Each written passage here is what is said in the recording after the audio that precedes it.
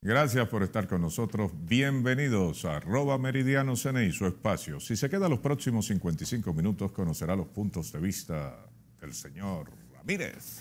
Buenas tardes, don Willy. Y un servidor, y estaremos en contacto con ustedes, retroalimentándonos. Así que corran la voz en todo el país, en el exterior, donde nos reciben a esta hora. Gracias por seguirnos. Este es @Meridiano CNI, transmitido en los estudios de Red Nacional de Noticias, Canal 27, y en YouTube por el Canal Nacional de Informaciones CNI.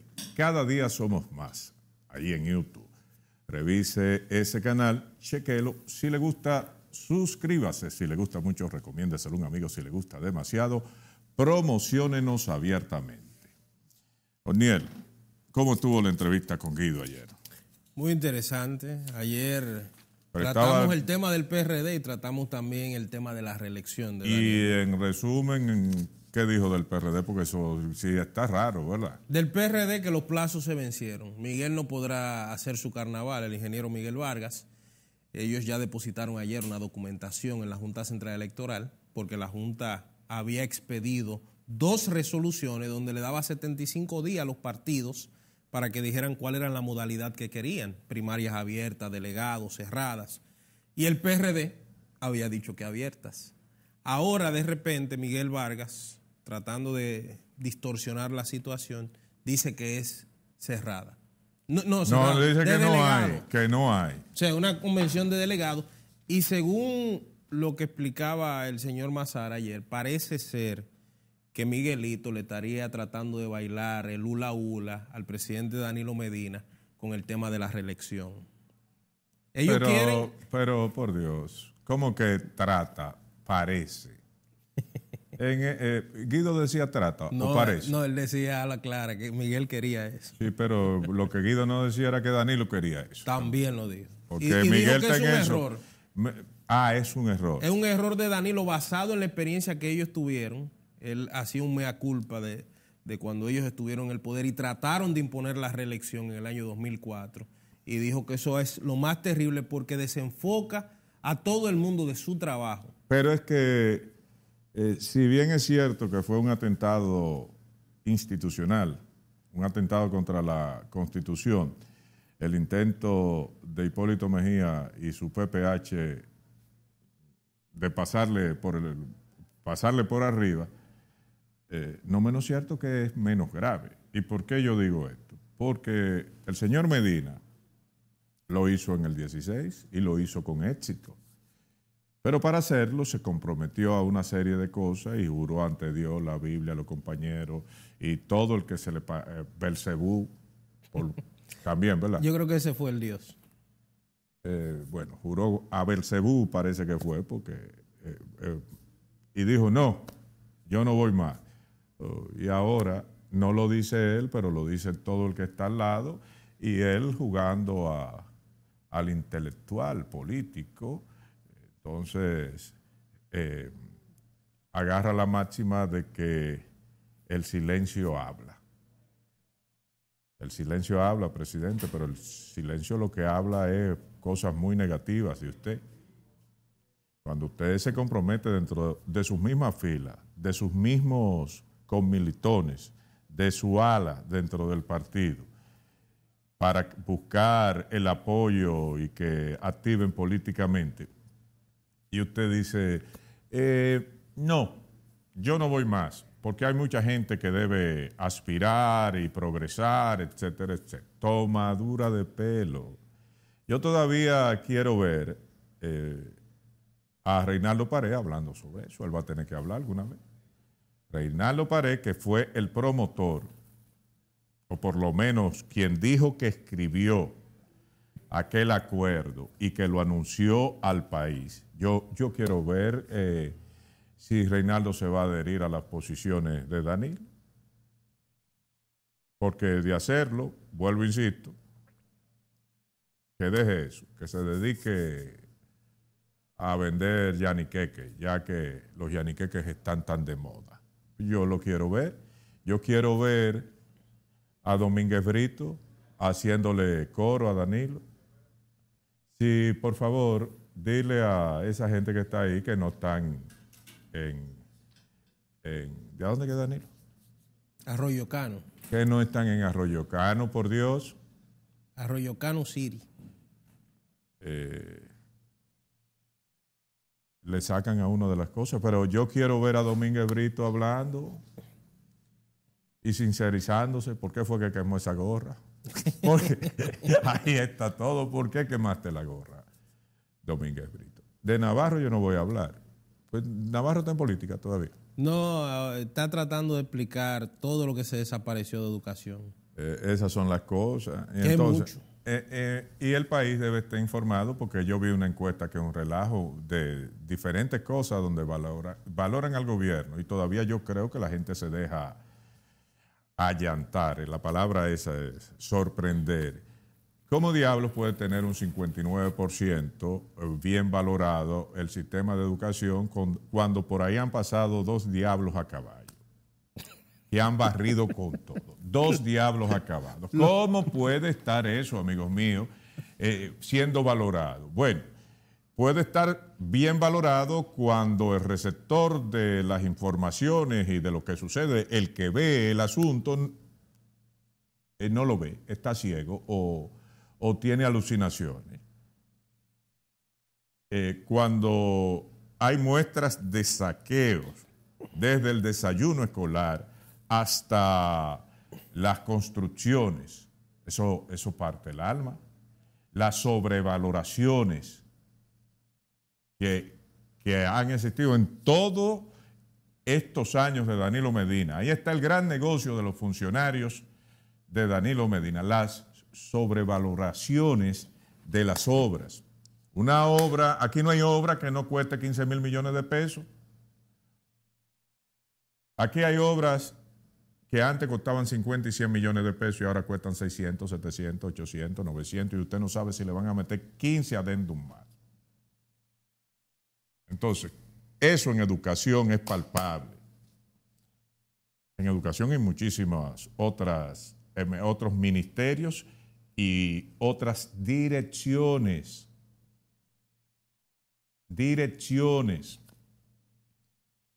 Entonces, si usted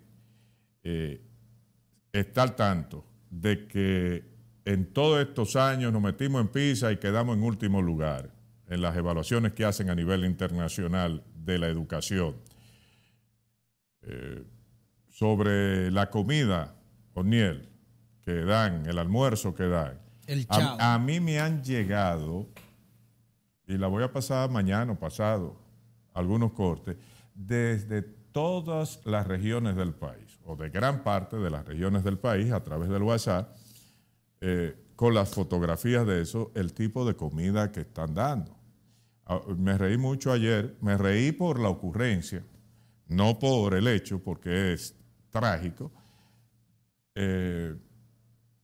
Un tipo que me manda una foto del almuerzo que le dan a su niño, y le dice, eso en la región este, que en un envase plástico, es decir, algo nada higiénico, como si estuvieran en La Victoria, para que usted entienda. Y entonces era un moro sin habichuela. Y había un locrio sin sardinas, porque así es que están. Y entonces, cuando usted ve que se destinan grandes recursos a esas áreas, amigos míos, ¿y qué es lo que usted ve? Que es un almuerzo, un desayuno, es una merienda en cualquiera de los niveles del día, deprimente, que se ha degradado. ¿Y por qué se ha degradado? Si hay un presupuesto y que si se utilizara bien el presupuesto, se corregirían ciertas distorsiones de los alimentos, en las compras de los alimentos y en la elaboración de los mismos, y con un buen plan tendríamos una alimentación cada día más avanzada, más, como dicen ellos, balanceada. Y es todo lo contrario. da la impresión de que estamos contando los días y hay que saquear por donde quiera que pasemos. Entonces, cuando usted ve que el 59%, según la encuesta, de ellos, se siente satisfecho con la educación, con el Ministerio de Educación, entonces hay dos opciones, vuelvo y repito, o usted está ciego, o eso es mentira, porque hay grandes recursos volcados al Ministerio de Educación, pero eso no necesariamente son grandes recursos volcados a la educación. Hay grandes recursos volcados al ministerio, nadie lo duda. Y como ejemplo de esto han salido dos candidatos, precandidatos o aspirantes a precandidatos sin ningún tipo de probabilidad, pero con muchos recursos, con muchas vallas, con muchos... Entonces usted dice, ven acá, pero estos individuos provienen de orígenes sumamente humildes.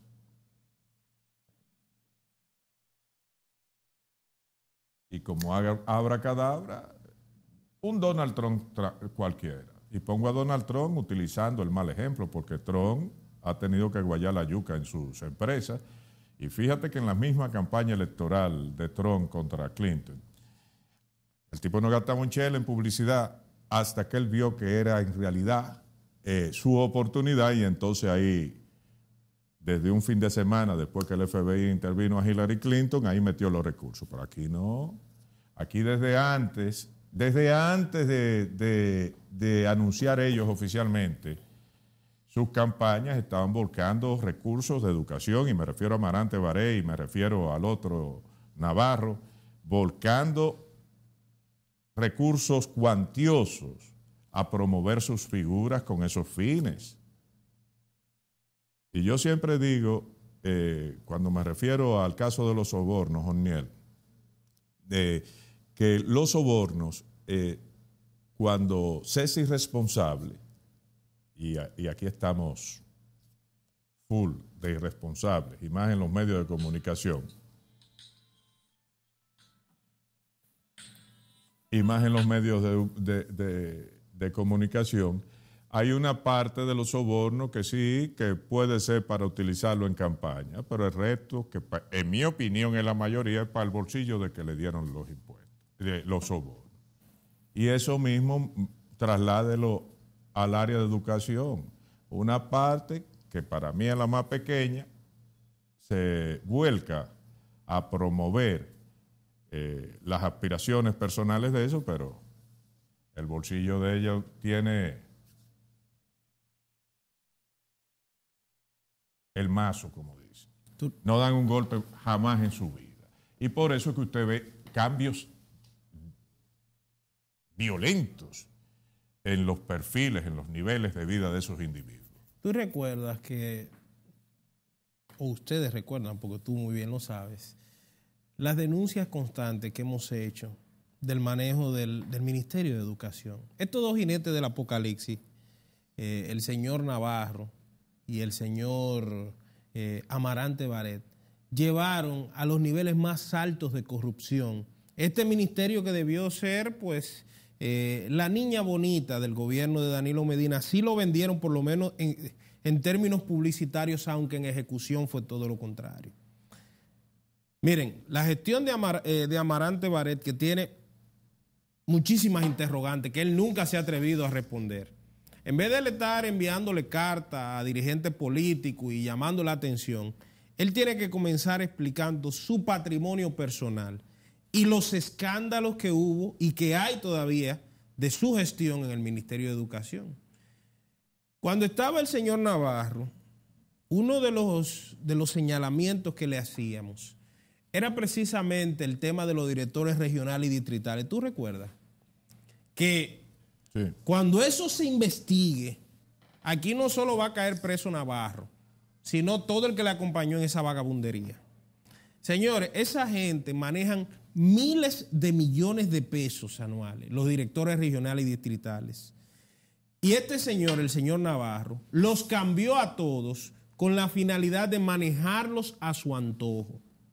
El director regional o distrital no es más y nada menos que la persona que maneja los nombramientos, que maneja los recursos de los alimentos que muy mal que se lo dan a los niños, del mantenimiento de las escuelas, entre otras cosas.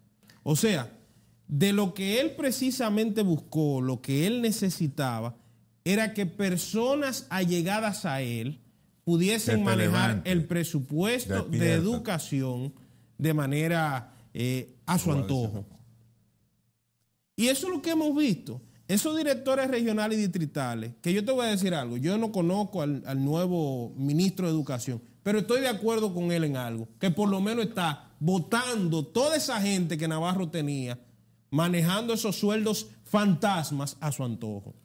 Que él quedó en investigar una nómina que tenía Amarante parecida y nunca dijo nada. Era porque él iba a hacer otra similar para él. Un paralelo lo que hizo. Entonces Educación corría con la nómina de Amarante, sin ser ministro, y la nómina de Navarro por el otro lado, siendo ministro. ¿Y ahora con cuál nómina corre?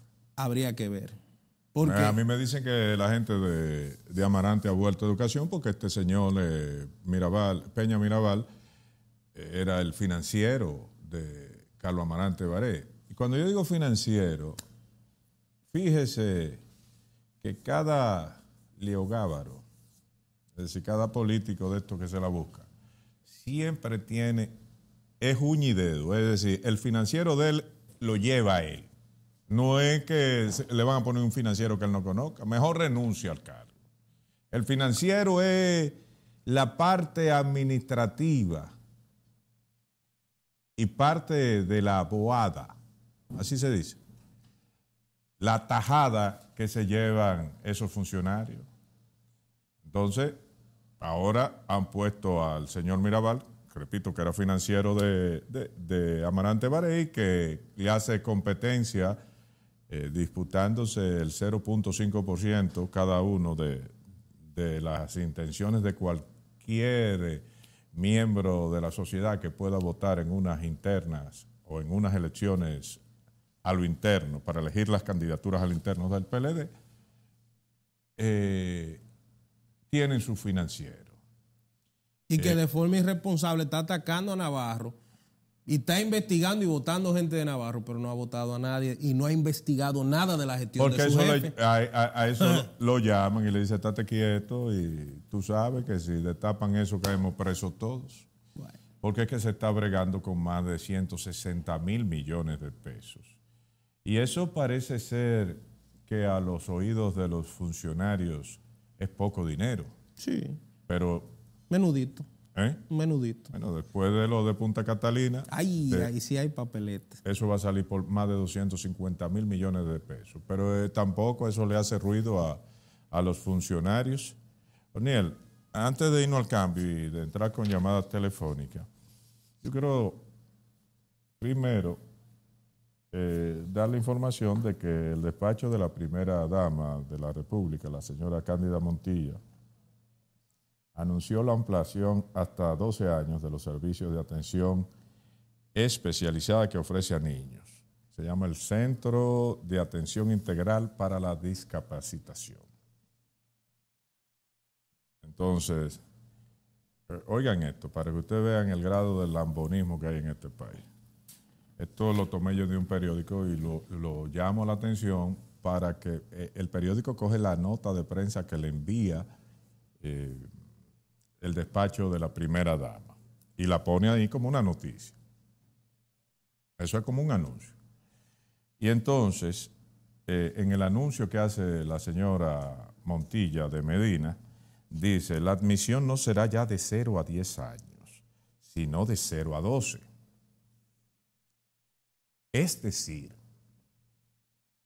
cuando usted dice es decir, para que usted entienda lo que ella está diciendo, porque usted no lo está entendiendo. Es decir, aumentamos en 2 años la edad límite para optar por nuestros servicios. Es decir, ella entendió, porque tiene que otra vez confirmar, a ver si entendieron. Quisiera saber a quién le estaba hablando, que no entendía eso. Si era antes de 0 a 10 y ahora es de 0 a 12, 2 años. Ella dice, es decir, aumentamos en 2 años la edad límite para optar por nuestros servicios. ¿Y usted sabe lo que pasó ahí? Después de eso, que hubo una ovación, según la nota de prensa del despacho de la primera dama. Es decir, una ovación, ¿usted sabe lo que es una ovación? Aplausos y gritos fuera de control porque conmovió a los presentes, porque los presentes se vieron ante una oradora de tal talle que no pudieron más y empezaron, ¡hurra! ¡Viva! Lo que dice muy poco del periódico ¿cuál es? El Nuevo Diario, que pasa una nota de prensa ahí, y muy poco también de la gente que trabaja en el despacho de la primera dama en la prensa o de quien le ordenó eso. Un discurso pobre, limitado. Y no es que yo me estoy tomando. ¿Usted cree que esto merece una ovación? La admisión no será ya de 0 a 10 años, sino de 0 a 12. Es decir, si usted no entendió nada de lo que dijo, la admisión no va a ser de 0 a 10, sino de 0 a 12. Es decir, aumentamos en 2 años la edad límite. Y todo el mundo, ¡hurra! ¡Qué bueno! ¡Genios! País de los lambones, O'Neill. A mí me tiene harto esta vaina. Un grupo de tarados en las oficinas públicas del país. Tartamudeando. Eso es como tartamudeando, que no pueden leer tres palabras corridas. Y aparecen los lambones. ¡Hurra! ¡Bravo! Entonces, eso es como la gente que se congregó, y no es una redundancia, en el Congreso Nacional el 27 de febrero. El presidente tartamudeando a ritmo como nunca antes. Y dicen que era una pieza de oratoria. Pieza de oratoria. Y vamos a aplaudir todo. Oiga. Lo bueno de las elecciones... ¿Era Danilo o al presupuesto que le aplaudían? Lo bueno de las elecciones sin Danilo es que tú sabes lo que es escuchar tartamudear por 3, 4, 5, 6 meses. Tú tenés que oírlo porque te lo pasan por 100,000 lados al mismo tiempo. Vamos al cambio, vamos a retornar en breve. Usted no se mueva.